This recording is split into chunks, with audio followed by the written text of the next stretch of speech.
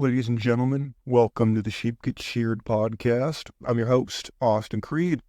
My friends, welcome back to the channel. It's a little different being out here in Croatia, traveling around, but it's nice to be around and talk to the brothers, and even if there's sisters in the audience, I doubt it. I highly doubt it, considering how real we keep things over here. But you know what? I gotta tell y'all a story. And every single show usually leads to a story. And before we jump into the story, I wanted to tell you guys about the topic of the show. And the show's topic is around the distributors of the blue pill. Now, you might be asking, hey, Austin, what triggered this? What triggered this show? Why are you talking about the distributors of the blue pill? Oh, well, I'm so glad you asked. The reason we're talking about it today is because I was actually going through a beautiful national park out here in Croatia. I'm blanking on the name of it right now.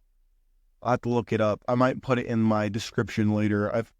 My mind's so many different places right now.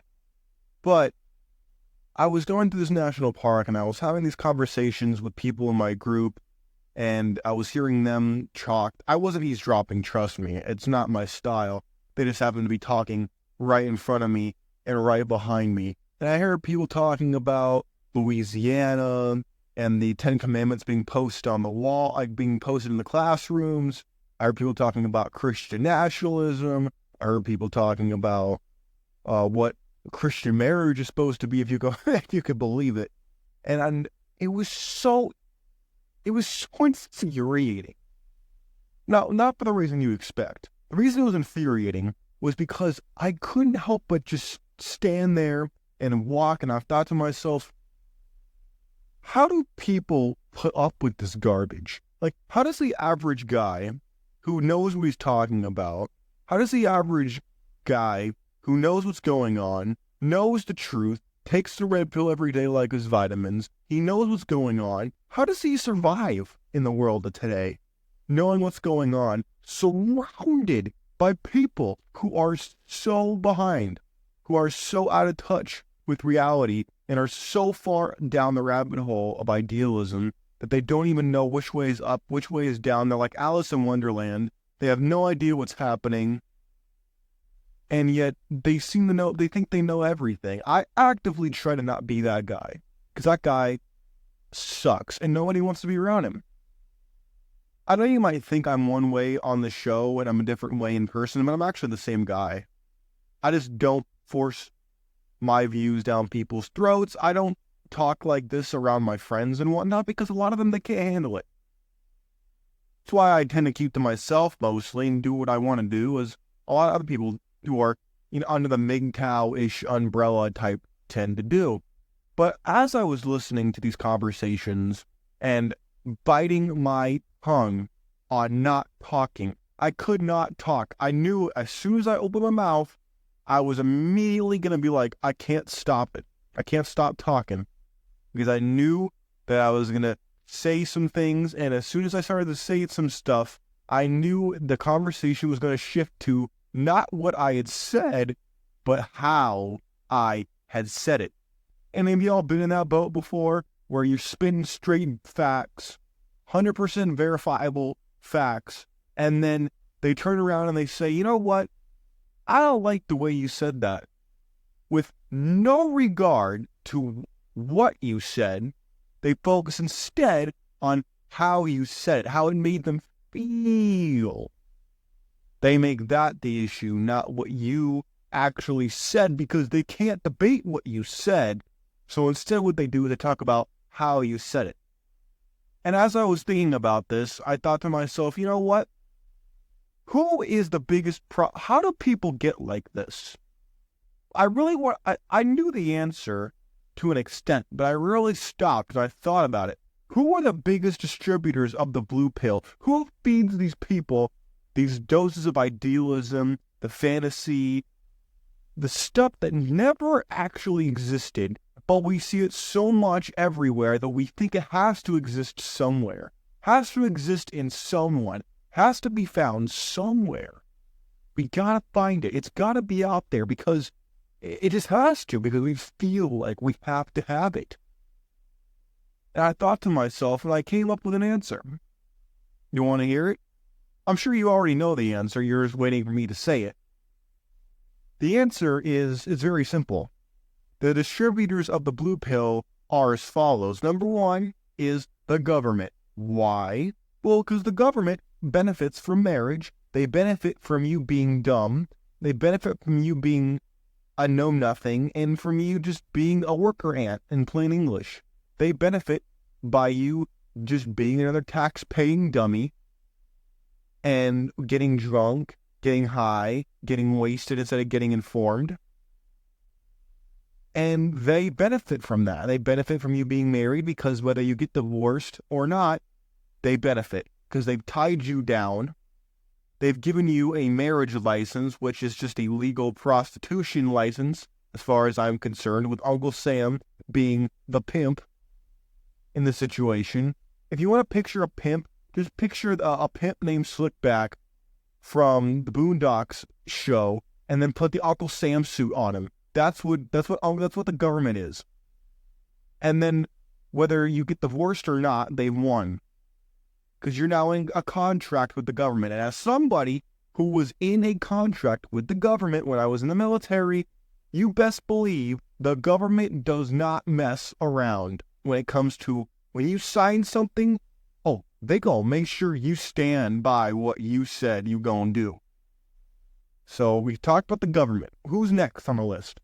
Next entity on the list is the church. Church, unfortunately, is, and I wish I could tell you that church was somebody who pushed the good, and they might mean well.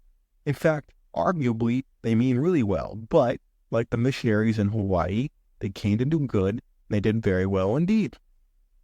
And so when we talk about church in the blue pill, they are the ones who feed people the fantasy that they are entitled to, that they just follow the commandments, they just do what other people say, that everything's going to be okay and that everything's going to work out. But unfortunately, stuff's just not that simple. Stuff don't work that way 100% of the time. So therefore, sorry, my friends, I got interrupted.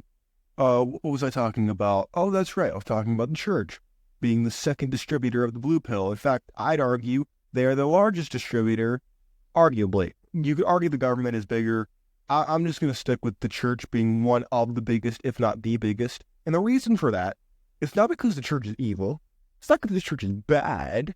I mean, there's religion incorporated. There's Crimson Christianity, which I've defined on the show multiple times, but we'll revisit it again for just a couple seconds. What I refer to as Crimson Christianity is the weakness and the subtle infusion of communist rhetoric, Bolshevik rhetoric into Christianity. You can see it in the rainbow flags that fly over a lot of churches now. You could see it in the fact that a lot of so-called pastors are extremely pansies. They're extreme pansies. They're basically pussies. And instead of talking about real issues that affect men, they instead talk about how men aren't doing enough, they need to step up, and if only you're self-sacrificing enough, then that makes you a good man. And now, in my opinion, this might be a controversial hot take, gentlemen, but I'm going to say it. Why? Because this is our show, and we say it how it is. So let me tell you, a man's worth is not defined by what he gives others, it is what he leaves the earth when he's dead. A man is defined by his actions, and in my opinion, what he leaves behind. Now, a good man is someone who's basically a utility to most people, which is incredibly disgusting.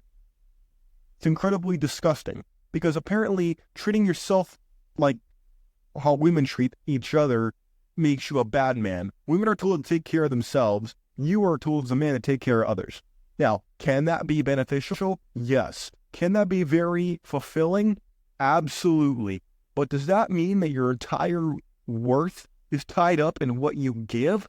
Absolutely not. No.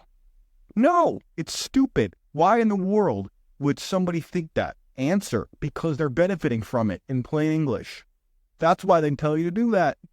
And also, going back to the church, because I have a lot to say about the church, and if you've been on a member of the show for a long time, you know this. It's what the All Biblical Bachelor book is about, and that's where my lifestyle stems from, is the church was just completely out of line. Not just the one I went to. I've gone to multiple churches over the course of my life because I've traveled, I've been in the military, I've been in college, I've been around the block. So I'm not just talking about one church in one small corner of the world. No, it's not that simple. Don't you try to typecast me, sir or ma'am. Don't do it. You're only going to make yourself look more stupid than you already are. That's why you need me to enlighten it for you. I don't claim to know everything. I'm just a guy with a microphone who knows history and is observant. But going back to the church, the reason I have a big bone to pick with the church is because they claim the moral high ground on everything. And a lot of times the pastors turn men into complete simps and gumps. And then when they completely pussy out, they want to then be like, oh, you just didn't give enough. Meanwhile, they gave everything. They don't tell men about how they need to be strong and they need to arm themselves with knowledge. And then after that, they can then choose to be nice, choose to be kind, choose to be compassionate. No. Instead of making them a crusader who's able to cut down a dragon, but instead decides to help save the village, they instead make them in the butcher's boy who can barely wield a knife, who's completely clumsy and worthless, and then they wonder why he can't do anything, he has no direction, and he's completely out of his depth with whatever he does. It's ridiculous. But we'll save that whole thing for probably tomorrow, because let me tell you, I could go off on the church, and I've done it. Not because I hate the church. No. I don't hate the church. I don't even hate the government. Do I hate some of the people running the government? Maybe. I don't like their policies. But do I hate the church? No. I hate the way it's being run. I hate the way that people are turning. We've gone from crusaders to absolute jellybacks. I hate that. I hate the fact that we've gone from being an example to a complete disaster. I hate that. But speaking of things I hate, let's go to number 3. You want to know one thing that makes me absolutely sick to my stomach, my friends? That is the entertainment industry. Hollywood, the people who fund Hollywood, the whole fashion industry, and the whole shebang. They are the most, in my opinion, the biggest degenerate scumbags on the planet. And one of the problems is a lot of the people at the top of Hollywood happen to be of Jewish heritage, which makes all of us Jews look bad. And in case you didn't know, I have Jewish ancestry in my family, and it makes us all look bad. It makes us all look like it promotes anti-Semitism, and it makes us all look bad. And you can look no farther than the fact that anti-Semitism is on the rise around the world. And wherever I look on Twitter, wherever I look in the news, wherever I look in somewhere, there's some guy with a Jewish last name making us all look bad, making us all look like communists, making us all look like greedy losers, making us all look like a bunch of pansy morons, and I'm sick of it. But that's more of a me problem, that's not a you problem. I try not to shove my opinions on personal matters on the show, but there you go. You're welcome. I hope you enjoyed it. But back to the entertainment industry. The entertainment industry is such a disaster that they've very subtly, they're very clever. If you look back at the 60s, the 70s, the 80s, the 90s, even up to 2000s, there's a slow and subtle infusion of communism, of LGBTQ rhetoric, the gender theory, all that kind of stuff. And you might say, Austin, why do you use communism so much? Why do you talk about communism? Well, I've talked about Herbert Marcuse on the show multiple times, and he was one of the forerunners of the Frankfurt School for Marxist theory. And when we talk about the communists, I'm not just talking about the Bernie Sanders types, in my estimation, who, in my grandfather's generation, had a tuna fish stain in their lapel in Brooklyn, and they got a soapbox and talked about Karl Marx, and they beat everybody up with their foul mouth and their bad breath. But today they get a TikTok account. They talk about how either Jesus was a communist or communism's the only way to save America. You know, the same standard crap. Some of them have horse teeth and run for office in Queens or in New York and have a fat behind and therefore have fans. It's unbelievable to me. She's so stupid, that one from New York. You call her AOC, I call her occasional cortex because her brain works about the same as a broken clock. But enough of politics. We didn't come here to discuss that, even though I could arguably fit that in the government category. Back to entertainment.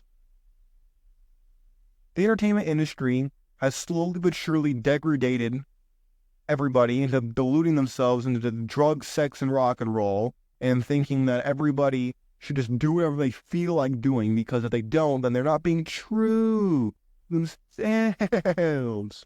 The whole thing is so dumb. Hey, look, I'm not telling you to not do what you want. I mean, that's part of life. But what makes no sense to me is, look, if you want to do what you want, go ahead. But I don't see the MGTOW guys shoving their belief system down their throats. I don't see red pill guys, passport bros. I don't see these guys, biblical bachelors. I don't see them shoving their belief system down people's throats. And if you don't like it, they're called a bigot. But that's what they do in Hollywood. They shove everything down your throat, and if you don't like it, oh, that's too bad. And they make a movie about true love for all the 40-year-old housewives who have boxed wine and cats in their houses. They make all these movies about, oh my God. Don't get me started about Pretty Woman. Oh my God, one of the worst movies ever made. But a prostitute who gets with a rich guy, and then the guy takes her seriously. What a mook that guy was, my God. I know it's a movie, but if you ever meet a woman who loves that movie, immediately get rid of her. Immediately. Cut that bitch off immediately. Because she wants a Captain Save-A-Ho, shout out to E40. She wants a Captain Save-A-Ho to come in there and rescue her. Don't be that guy. If you want to be a captain, be the captain of a private yacht that you bought with your money. And then you can get the 304s on the yacht. Do not be a Captain Save a 304 who's out here doing double backflips on Chad 2 weeks ago. Don't do that dumb crap, please. But when we get back to the distributors of the red pill, this is what I'm talking about. The red pill has been distributed by these entities because they gain financially by doing it. And so we need to understand why they do it, because they do it for financial gain. They do it because they exploit you, and they benefit from it. And we need to understand this so then we can counter it. We can arm ourselves with the knowledge, and we can then stand a chance at opposing them and saving the men who want to be saved, not saving the guys who don't want to be saved. They don't want to hear it. They don't want to know reality. Let them wander around in the dark and let them flounder. It's like a father who he tries to help the kid over and over again. The kid's in out of rehab. Kid can't get their act together. Does everything he can. Well, guess what? There's only so much you can do. Same thing can be said with the men who don't want to see reality. They don't want to hear the music. They don't want to do anything other than feed on their own fantasies, and go ahead. Make my day. Go ahead. Because you're leaving a lot on the table, and eventually you'll see it. Or maybe you never will, and then you'll look back and you'll wonder how things happened. And then you'll look and you'll find my video or somebody else's on the side of the internet, and they will explain it to you, and you'll be like, oh, shit, can't believe it. I didn't listen, and I should have. But my friends, that's really what I want to talk about tonight. If you have anything you want to add, please do so. I'd love to hear about it. Take care of yourselves. Think for yourself. If you like what you heard, you know what to do already. Take care of yourselves. I'm out of here. Peace.